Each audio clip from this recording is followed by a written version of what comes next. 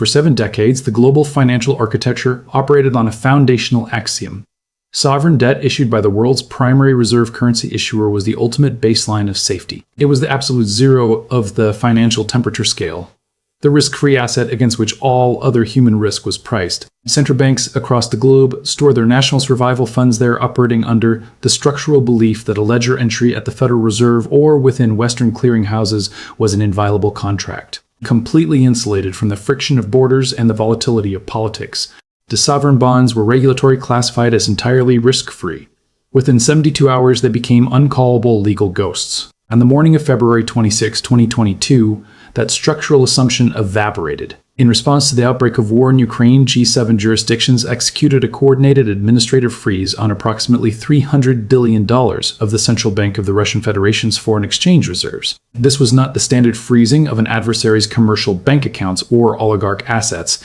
It was the digital isolation of a sovereign state's foundational balance sheet. The mechanism used was architectural. The clearing infrastructure itself, the SWIFT messaging network, and the interlocking custodial networks of the Federal Reserve Bank of New York, Euroclear, and Clearstream was transformed into an enforcement tool. When a foreign central bank buys a U.S. Treasury bond, it does not take physical delivery of a paper certificate. It holds a digital claim on a ledger maintained strictly within the domestic jurisdiction of the issuer. By revoking the legal permission to clear transactions through these specific ledgers, Western authorities proved that holding a dollar reserve is not an ownership stake in a neutral utility. It is a conditional privilege. The assets did not vanish. They simply remained inert on the books of Western custodians, untouchable by their legal owners. The street-level consequence of this mechanism did not manifest in Western retail bank lines, but inside the secure trading rooms of non-aligned central banks across Asia, Latin America, and the Middle East. At the terminal desks in Shanghai, New Delhi, and Riyadh, central bank governors watched a G20 peer's sovereign ledger turn into an unrootable dead end in a matter of hours. The institutional response was swift and unpublicized. Orders to accumulate Western debt were throttled back. Within quarters, global central banks diverted billions in capital out of the digital ledger system entirely, initiating the largest sustained migration into physical, non-custodial gold seen in 50 years. The global risk-free asset had been exposed as a counterparty liability. At exactly 10 a.m. on February 26, 2022, a coordinated administrative penstroke altered the functional definition of global collateral forever. Yet the cataclysmic overnight collapse widely predicted by doom commentators failed to materialize. This absence of an immediate crash was not a sign that the system had healed. It was a demonstration of structural inertia. The global dollar standard does not exist because of trust or geopolitical affection. It exists because of an interlocking clearing architecture that took 8 decades to construct and requires immense systemic friction to dismantle. To understand why de-dollarization is a multi-decade erosion rather than an overnight market panic, one must look at the offshore eurodollar market and the clearinghouse interbank payments system, or CHIPS. CHIPS is the primary clearinghouse for large-value domestic and international USD transactions, settling over $1 to $8 trillion every single day. It forms the plumbing of global commerce. When an energy supplier in Rotterdam sells fuel oil to an importer in Tokyo, the transaction typically clears through correspondent bank accounts held within the domestic borders of the United States. The network effects are absolute. A global corporation does not use the dollar because it believes in the fiscal responsibility of the United States Treasury. It uses the dollar because every major commodity pricing desk insurance underwriting pool and maritime shipping contract is legally anchored to that specific unit of account. This creates a self-reinforcing trap of synthetic short positions. Outside the United States, foreign corporations and sovereign entities hold over $13 trillion in dollar-denominated debt. To service these liabilities, these foreign actors must continuously acquire dollars, creating a permanent baseline demand that artificially insulates the currency from the consequences of its own domestic monetary expansion. The system is structurally locked. The erosion, therefore, does not begin at the core. It begins at the vulnerable periphery, where the plumbing fractures first. By the late winter of 2024, this architectural friction became visible on the commercial docks of Alexandria, Egypt. Due to a critical shortage of usable US dollars within the state's central banking system, the customs clearance facility at the port ground to a halt.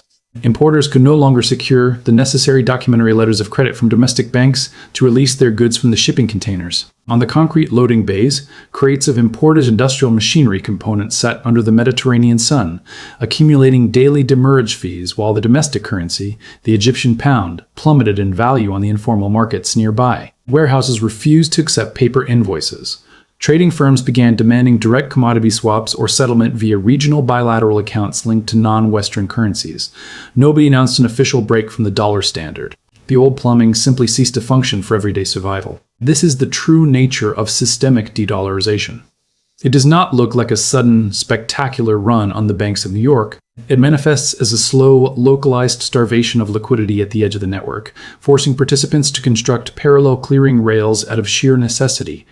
The center remains intact while the outer rings of the empire slowly go dark. The core structural error of the modern investor is the systemic conflation of nominal currency value with usable economic utility. In an intact financial architecture, a digital statement displaying a balance of $1 million is treated as functionally identical to the real-world goods that capital can command. But the ledger is not the asset. The ledger is merely an administrative record of a debt owed to you by a commercial banking institution. When systemic clearing rails fracture, the relationship between the paper claim and the physical settlement detaches entirely. This structural boundary becomes absolute during periods of systemic currency devaluation.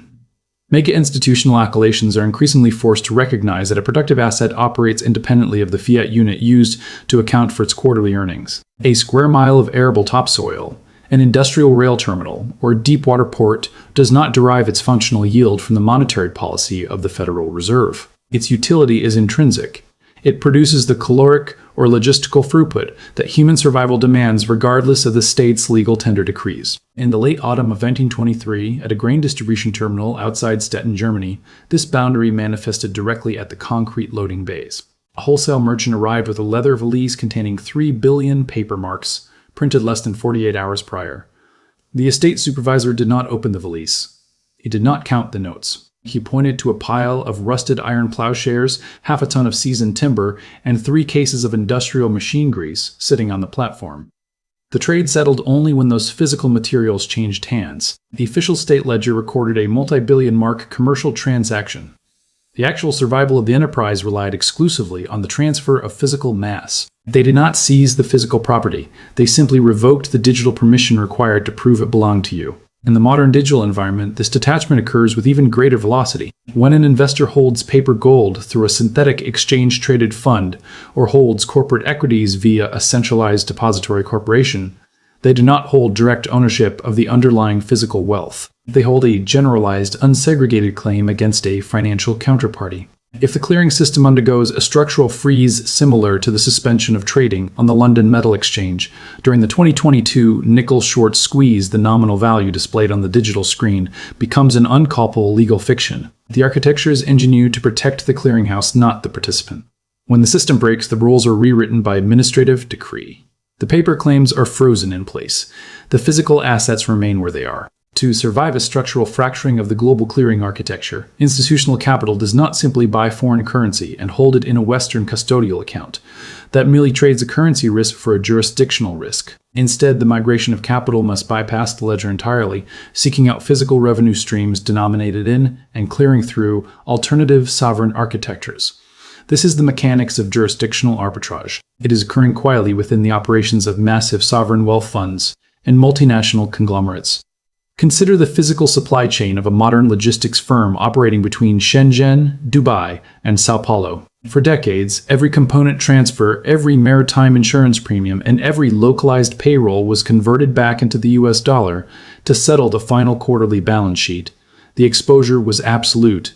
If the Treasury restricted the corporate entity's access to dollar clearings, the entire physical supply chain would instantly paralyze, regardless of how many container ships were currently out on the water. Following the 2022 weaponization of the dollar ledger, these multinational entities began reconstructing their financial plumbing. Bilateral trade agreements, such as those forged between China and Brazil or India and the UAE, established direct currency swap lines. An Indian oil refiner purchasing crude from Abu Dhabi now settles the transaction in dirhams or rupees, clearing through regional financial networks like the Asian Clearing Union or the nascent BRICS-aligned interbank systems. This is not a geopolitical statement. It is a fiduciary mandate to de-risk. By earning revenue and paying liabilities within these localized loops, the corporation insulates a percentage of its structural equity from the jurisdiction of Western banking decrees. They are building financial firewalls inside their own balance sheets. The transition is capital-intensive and highly inefficient compared to the streamlined, unified dollar system.